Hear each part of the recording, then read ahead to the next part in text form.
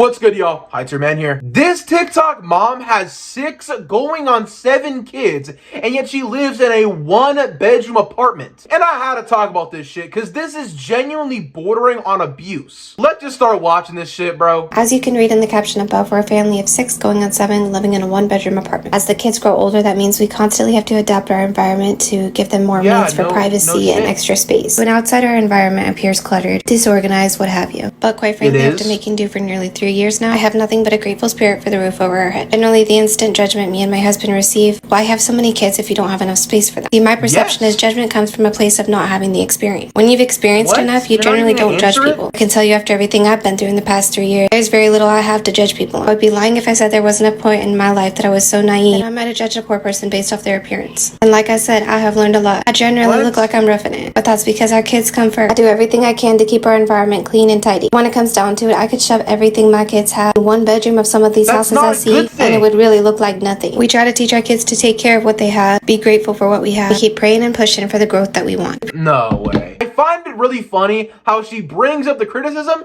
and yet just doesn't respond to it, because who would have guessed her actions are indefendable? It is basic math. 6 going on 7 kids plus 2 adults in a 1-bedroom apartment. Something's not going to go right here. You shouldn't have to constantly evolve and change the layout of your house to accommodate your kids. You're the one who put them in the environment in the first place. Talk about how you've been making do for 3 years.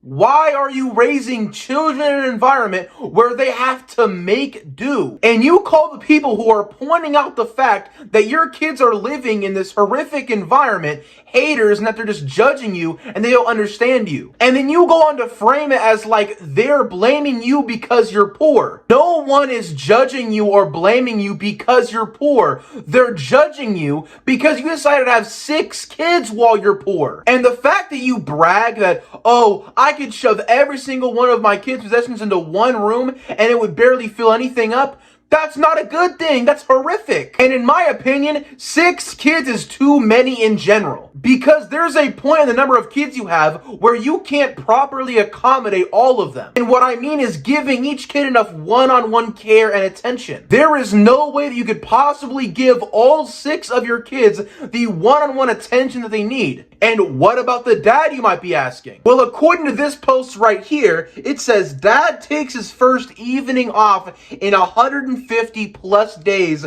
for 1 gaming session. 150 days without a single break for your kids. The dad might as well not even be there. But hey, whatever, let's see the nighttime routine of these kids to see how much privacy and space they really have. Welcome back, y'all. It's been a wholesome night with the Resilient Jenkins. We started off with our typical nighttime routine and making sure everything gets cleaned up. Unfortunately, the belt keeps going out on our vacuum, so we just go ahead and use the hose attachment. Got the floor swept and mopped in the bed area and got the beds back down for bedtime. And I wanted to cut out some extra time to go through both of my son's toy boxes and get rid of some stuff that they've already outgrown. Now, have you know, my son asked me if he could take over vacuuming. He said he really wanted to give it a try. While going through the toy bins, I noticed there was a bunch of newborn toys that my son had barely ever had interest in, so they were barely used. Maybe my daughter might have some interest, so we'll go ahead and put them aside for her. Vacuum the area back up and go ahead and put the rug back down. After I was finished resetting the kids area with them, I went back into mine and my husband's room. I set drawer of newborn toys for my daughter, and then me and the kids worked on writing down our manifestations. Little intervention to get the toddler back his mattress so he can jump on it. I wanted to give my kids a little razzle-dazzle magic feel, so I brought out my sage and let the kids both have a chance to hold it. After some reading and writing, I did the hair care for the night. My older son...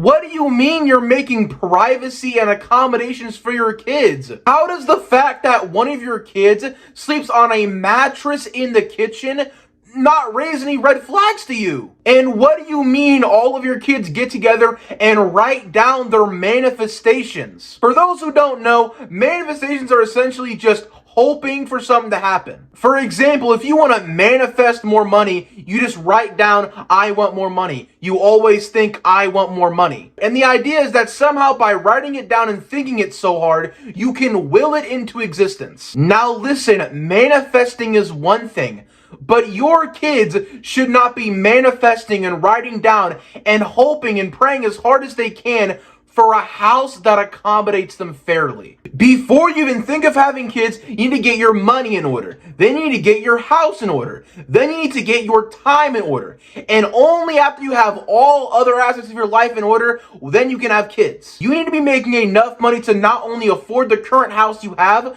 but have extra saved up in case your kid has an injury or something and needs to go to the doctor. And you need to manage the house you live in. Make sure you have a big enough house to accommodate your kids. And finally, work on cutting down work into smaller sections to give yourself more free time to take care of these kids. You do all of that before you ever even think of having kids. You didn't think of anything. You just said, hey, I want a bunch of kids, then had a bunch of kids, forcing them into this situation they shouldn't be in. But hey, we've seen the night routine. Let's see the morning and daytime routine. Hey y'all, your girl did it again in another viral video, but woo, these days people love to be hated. And honestly, I only have one thing to say to those people. Y'all are entitled to your opinion, and there's a key word in that phrase. I really feel like people just don't even think before they make some of these comments, because I think, quite honestly, a lot before I do anything. My husband and myself thoroughly thought through how much hate we were going to receive for posting and being honest about our living. No, we're going to pause right here in the middle. Me and my husband thoroughly didn't think about having 6 kids in a cramped one-bedroom apartment, but we did think about how much hate we would get on social media. It has been a long time since I've been this angry. How are you that inept? Situation. But if I'm being real with you, the folks whose opinions would actually matter, like, say, our apartment manager and the city in which we live in, all of the kids' teachers, really anybody who matters, knows that me and my husband have 4 going on 5 kids, and we're living in a one-bedroom apartment. Of course, that is not ideal, but not ideal to whose standard? Not everybody has the same opinion of what their housing should look like. In fact, our dreams lie around the potential of one day owning a tiny home. I don't know about the whole tiny home community. Look into No. Tiny homes are meant for couples or a singular person trying to live as cheaply as possible. Tiny homes are not meant for 6 children going on 7 children to live in. There is no way you could possibly fit 7 children in a tiny home, especially in the long term. When they're teenagers and they need privacy, there will be nothing for them in a tiny home. That is just beyond stupid. It's so ignorant, man, and just so naive. Oh, my teenagers won't need any privacy or time to themselves. They'll all live in little bunk beds in a tiny home. Tiny home community, look into it. It's really cool. Whether you choose to agree with our lifestyle or not, that's just say it's our lifestyle. I could personally You can't even make a good argument for the life of you. Yeah, and some people's lifestyle is getting drunk every night and beating their kids. We can still judge that lifestyle. In the same way we can judge a person who has 6 kids crammed in a tiny apartment and is having another one with no remorse for the situation, not sorry at all. I'm gonna come at another mama who I could see is just doing her absolute best and making the best of the situation in which she's in. And again, that's on you if you want to. It won't stop the constant grind and motivation. You shouldn't be in a constant grind. The constant grind should have happened before you had your kids. You do the grind to have a house, have money, have the time to have kids. Then you have kids. Kids are like the retirement. Oh my God. And you know you're wrong type shit. You know that you're wrong. Like, you cannot Facebook mom, no negativity, positive energy your way out of this shit. What's that? You're mad that we're cramming 6 kids in a 1-bedroom apartment and then planning to move into a tiny home later on because we don't have enough money to take care of them? Bitch, zip your mouth. That sounds like negativity. We're all positive energy over here. Out here genuinely talking about how we have to grind ourselves out of the situation and manifest a better environment. You put your kids in that environment. You put yourself in that. You made yourself grind. You cannot be out here talking about, guys, we are rising and grinding as hard as we can to get ourselves out of the situation, and we are making do with what little we have. You wouldn't have to rise and grind and make do with what little you have if you didn't have 6 kids. If you had just waited 5 or 6 years, took a job with your husband, you both worked all the time and saved up, at least then you have enough money to have kids, maybe get a better house, etc. Everything is so much more difficult with 6 kids because not only do you have to pay for the needs of 6 kids, but now you have to be a stay-at-home mom and take care of 6 kids. Meaning your husband has to work all the time and makes barely enough to scrape by for the whole family.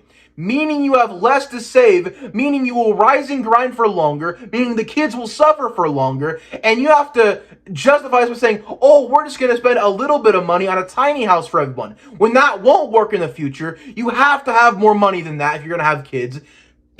It's so dumb.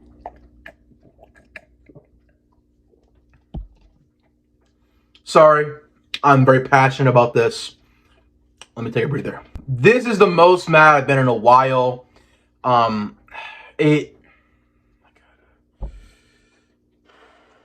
You put yourself and your kids in this horrible situation, and you're just taking no accountability for it. You guys get it. I'm gonna stop myself right here. As always, I'm my two man. Please subscribe. I'm very broke. Love y'all. Peace out.